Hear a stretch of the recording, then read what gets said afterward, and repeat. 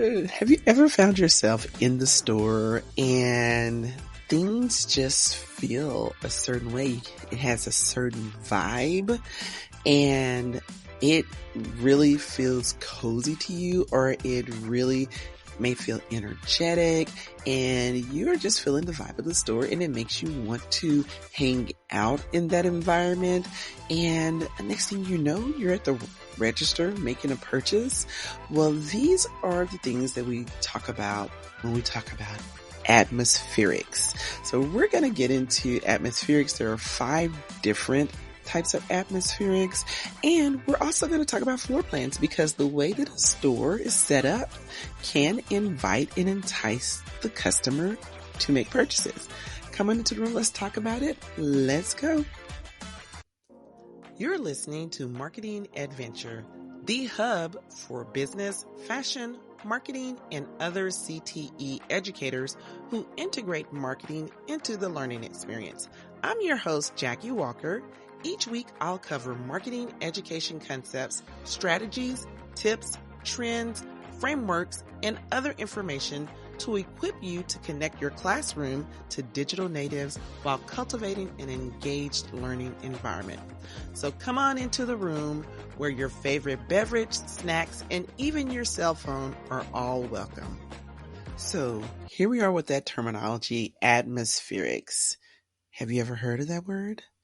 Well, it is a visual merchandising word that deals with the elements that generate the mood for a brand or a store, and it enhances the shopping experience. So just think about it. Atmosphere, environment. So it's called atmospherics because of the idea that it's generating a mood or for a brand or image or store. So there are 5 different atmospheric elements that we're going to talk about today. One is audio. The other is lighting. The other one is visual effects, then merchandising, and aroma. All right, so let's start with the audio. Now, audio has to do with music, and music can move people to feel a certain way, and next thing you know, they're at the register. So who doesn't get into the spirit of purchasing during the holidays when they're playing Christmas songs? Now, I used to work in retail, and let me tell you, I did not look forward to hearing those Christmas songs on repeat over and over and over again. But it was great for the customer. It was a vibe. It made them feel happy. It made them want to shop. And that is the purpose, is to put them in a mood so that they want to hang out and make a purchase. So outside of the seasonal music, there is a certain type of music that some stores play that create that mood ongoing. It could be soft music, it could be upbeat tempo music, just depends on the store and the environment. So audio is one of the main ways in which an atmosphere is created in a store. So next is going to be lighting. And lighting is so key because it helps set a mood, number one, and then it helps visually with the appeal of merchandise. So we're going to talk about 5 different lighting types. So the first is going to be your ambient lighting. This is the lighting that is your main source of lighting within the store. It could be track lighting, recess lighting, chandeliers. It could be any type of lighting that the retail outlet decides to use to create that atmosphere.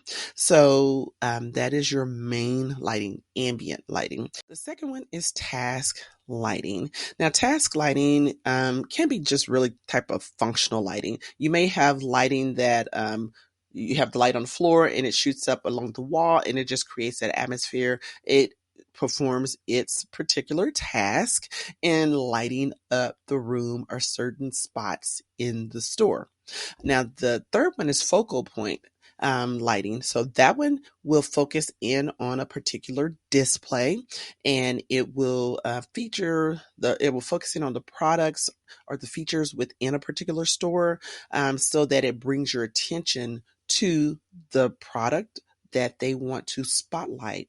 So your focal point lighting can focus down on a mannequin with an outfit on it, or a certain collection, or a wall display, but it brings your attention to a particular product within the store.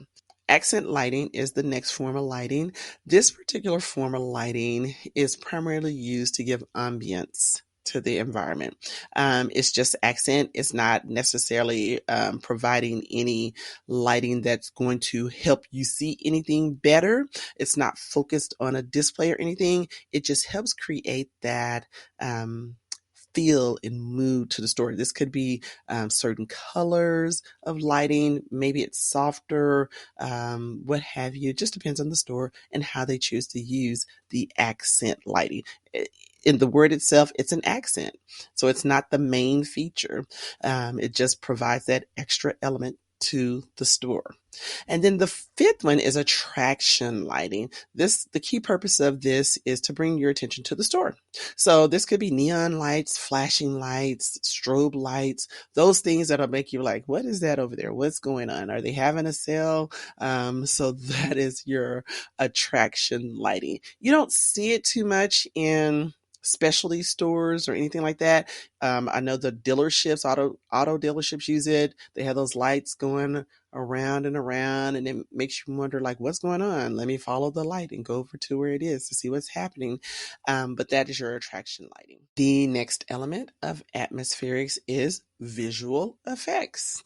So this emphasizes the brand image and a collection or a promotion. So it's just those visual things that you do to help spotlight that brand or a promotion. So you're going to create the visual atmosphere, and you're going to use your interior displays to do this, to create a certain look, to maybe it's you putting a collection together on a mannequin, but it's going to give the whole visual of whatever it is that you're promoting, so that the customer gets an idea of what that collection consists of.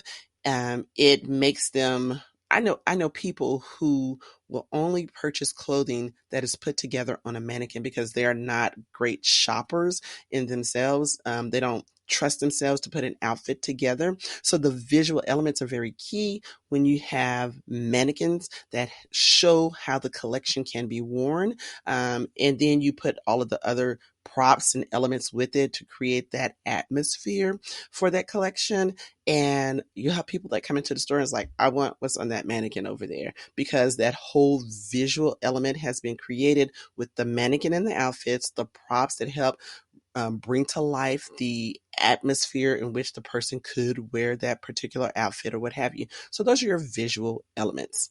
Now, next is merchandising. So merchandising creates an aesthetically pleasing visual that conveys the brand image to the customer. So merchandising looks like a variety of things. It could be the color coordination of the collection and how it's visually displayed. It could be the set of mannequins that you put together. It could be the fixtures that are used. Merchandising has to do with a wide variety of things, but it plays into planograms, which we'll talk about in another episode. But it's so many elements to merchandising. It's just the series of putting the clothing and the products together that make sense, that make it visually appealing to the consumer. And then last, aroma. So you might not think about this, but unless you're going to a Bath and Body Works or one of those other candle stores or scent stores, but the scents entice you to make certain purchases. in those type of stores, you may be overly stimulated because of all of the different scents. But let's say you go into one of your favorite specialty stores and maybe they have a candle going or a wallflower or a spray or what have you, but it gives this certain type of feel to the store when you smell that particular element. This can be particularly true during the November, December time when we have Thanksgiving and Christmas going on, and the pumpkin spice is everywhere. Vanillas, you have your peppermints. Those things incite a certain feeling. It makes you feel cozy, happy, or what have you, and that can play into you making a purchase, especially if it's scented items.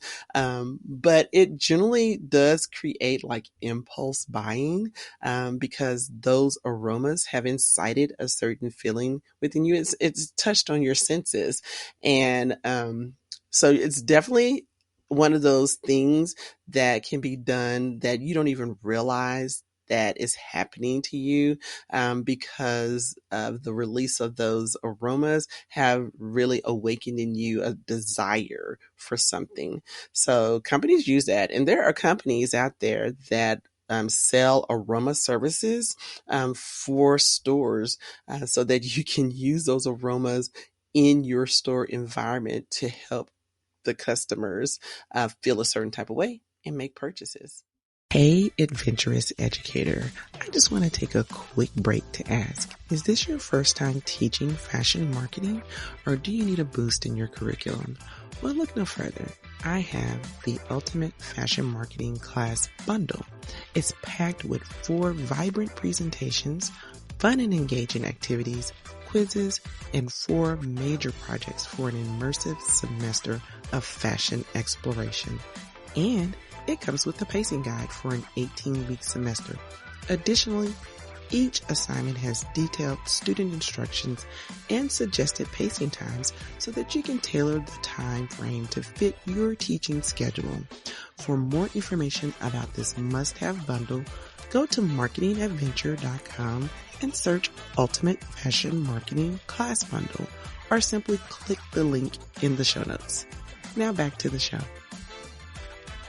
Okay, now that we've talked about the atmospherics, let's actually talk about the floor plans. Retailers use a certain floor plan to help guide the customer through the store. Floor plans help with the navigating for the shopping, and there are 4 key types of floor plans that we're going to cover. And I'll discuss with you the advantages and disadvantages for each one of the floor plans. So the first one is the grid. This is a traditional type of floor plan that is mostly used by grocery stores and your large box retailers. Now, it tends to have the perimeter covered with items, and it generally set up the same way in every store, regardless of the name of the store. And then it has like your sections within that box. It may be different sections, and there may be rows that are aligned parallel this way, and then there may be some that come perpendicular to those rows another way, but it just really depends on the retailer. It's a traditional layout, and the advantages of that is that your store is well organized. It creates efficiency in shopping when the store is set up in a grid type of a format. The advantage to a grid layout is that it maximizes the space that is being used for the floor. It has a lower cost efficiency of usage for the floor space, and it's easier to merchandise the shelves when it is set up in a grid format. Now, some disadvantages is that there are many rows in your store. It gives off like this cold feeling. It's not very personable or cozy feeling. It may be difficult for the consumer to see over the rows, and generally those rows are stacked up high above where you can't see over the rows. It's just mass merchandise. There are a few opportunities for specialty displays. So unless like on your end caps, like you go into the big box stores and you see the end caps are filled with merchandise. So those are the only places where you're going to really see like your special displays or anything like that. And it just can be very plain and unappealing to your consumers. And so the main thing is that they've mass merchandised these areas for the consumer to come in and find what they need, go to the register, make the purchase, and leave. It incites rushed shopping behavior. That is the grid layout. The next layout is called a loop layout. This is used a lot with department stores. So basically, what it is there, once you walk into the store, it just guides you around in a loop around a particular area. So if you're looking at a department store, it will loop around like the juniors area. And then inside of that loop, you have your merchandise in that department. And then once you leave out of that department, you get back on the loop and you'll loop around another department. And then within that loop, there are the merchandise is on racks and displayed for that particular department. So your loop layout advantages is that you have an opportunity to create displays that are unique to your store. So you can just guide the customer along around the perimeter of the store, but on the interior of that loop, you get to create these unique displays.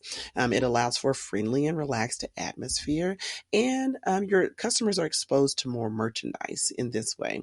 Now, some disadvantages to using a loop layout is that the design format, you can waste space by having a loop layout because you're not maximizing all of that space that's used as a part of the loop itself. It doesn't encourage customers to browse. It just takes them on that loop and they're done and they're out. Now, the third type of floor type is a free flow. Now, this gives a lot of flexibility based on your inventory that you have and the style that you're creating on the floor. It's most suitable to a boutique atmosphere because it allows the customer to browse and wander freely. It leads to an increased impulse purchasing because you don't have the items set up in grids. You have it set up kind of randomly. You have the racks set up randomly in your store to suit the flow that you want for the customer to have once they walk through the door, and that leads them to the register. And because you have different types of fixtures, you don't have like this grid that they're walking on. It exposes them more to the merchandise. Your store is more visually appealing because you're able to create these little unique displays and shopping experiences for the consumer. So they're not in some regimented layout where they have to walk along this aisle and go around the store or walk up and down, up and down. The items are spaced out and arranged in a unique pattern. Now, although that is a great way for customers to browse, it can be a disadvantage because you don't it doesn't make the most of your floor space that you have because you have things randomly placed and you may have displays in there that are taking up space and all that kind of stuff. Your stock control and handling are more complex with these layouts. Other layouts that are more regimented can allow you to see your merchandise very more easily, but in a free form, your merchandise is not necessarily easy to see. So it could cause some inventory loss in a free flowing form. Another is loitering is encouraged because people tend to hang out and look around, and it doesn't necessarily force them to flow through the store in any certain type of pattern. And it could confuse your customers the way things are set up because we've become so trained to walk in and know how things are going to be set up and go follow that flow. With the free flow, it just could be like, oh, well, this is so random. I don't know where to start, so that could be a disadvantage of the free flow. Our last floor plan is the herringbone. Now this, you're probably like, herringbone, that's a type of fabric pattern. Yes. So that pattern, if you can think about it, because you have the stitch over stitch and it like this pattern. So a herringbone in a store basically has a similar pattern to that. It's best for small and narrow stores. And there's a single walkway and the aisles are kind of situated where it's just row after row after row after row with that one walkway. And that's why it has the name herringbone. Some advantages of this particular type of store is that it's best suited to stores with a lot of products on their shelves with minimal space because you can create the vertical shelves that will stock more merchandise. And you have those aisles that are just, very consistent and spaced. So you can maximize your storage of your products within that floor plan.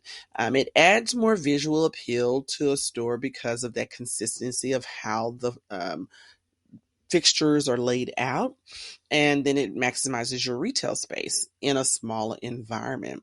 Now, the disadvantages is the low visibility because you're going to stack things higher because your space is limited. So you won't have that across the store visibility. And it could increase your shoplifting because people are able to hide behind those tall shelving units and kind of sneak away with some things. This layout also can make your store feel a little bit cramped because it is going vertical and it's not necessarily horizontal where you can see across the store. And there's a limited scope for browsing because it's just like down that main aisle, you may veer off to get something off this aisle, go back to the main aisle, veer off to the other side, get something, go back to the main aisle. It doesn't really create a browsing atmosphere. All right, so those are the 4 different types of floor plans. As a recap for this episode about atmospherics and floor plans, in the atmospherics, we have 5 different elements. You have your audio, your lighting, and your lighting can consist of ambient, task, focal point, accent, and attraction lighting. And then we have our visual effects, our merchandising, and our aroma.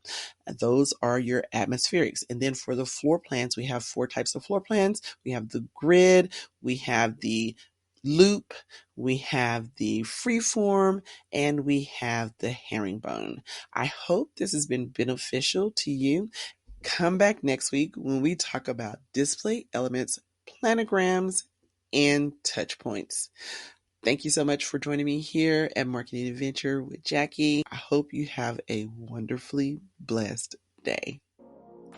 Thanks for listening to Marketing Adventure. Remember to subscribe, rate, review, and share this episode with someone you think would benefit from the information shared here today. If you have any questions or want to connect with me, find me on Instagram at Marketing Adventure. All links and resources discussed in this episode can be found in the show notes at marketingadventure.com.